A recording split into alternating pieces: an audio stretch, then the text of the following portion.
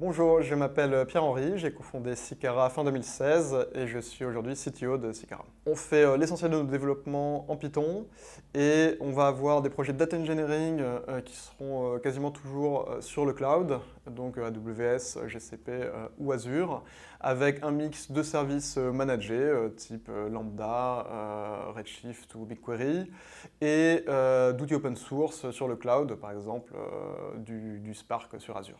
Sur la partie projet d'algo, on va faire du deep learning beaucoup en TensorFlow et on va aussi utiliser par exemple OpenCV pour des projets de vision sans deep learning ou Spacy sur du NLP et des technos plus spécifiques à la gestion du cycle de vie des modèles et de la donnée comme DVC ou MLflow. Alors les challenges techniques, je dirais que le premier, c'est justement la variété des technos et des problématiques qu'on est amené à toucher. Par exemple, on va aussi bien toucher à des sujets d'infra via Terraform que utiliser un certain nombre de services managés dans le cloud qu'il faudra donc maîtriser. Et côté algo, on va faire de la vision, du NLP, des time series. On développe exclusivement en agile avec des cycles très courts, donc on développe sur des cycles d'une semaine pour pouvoir progresser très rapidement sur les projets. Et notre méthodo est inspirée de Scrum et on l'a aménagé pour s'adapter aux problématiques spécifiques et notamment à la plus forte incertitude des projets data. Autre aspect important, c'est que les équipes tech sont très proches du contact du métier et de nos clients.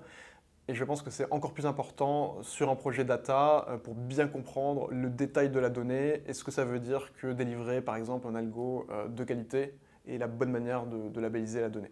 On est actif sur l'open source. Par exemple, on a sorti une librairie qui s'appelle TF-Explain autour de l'explicabilité des algorithmes de computer vision il y a 1 an et demi. Et on a aussi une activité au-delà de nos missions clients de R&D via notamment un doctorant qui travaille chez nous et qui est amené à contribuer à la communauté scientifique et technique via aussi bien des articles scientifiques que des repos de code autour de ses recherches. Si je devais convaincre un data engineer ou un data scientist junior, donc jusqu'à 2 ans d'expérience, je pense que le point clé sur lequel je mettrais l'accent, c'est vraiment la vitesse de progression chez Cycara.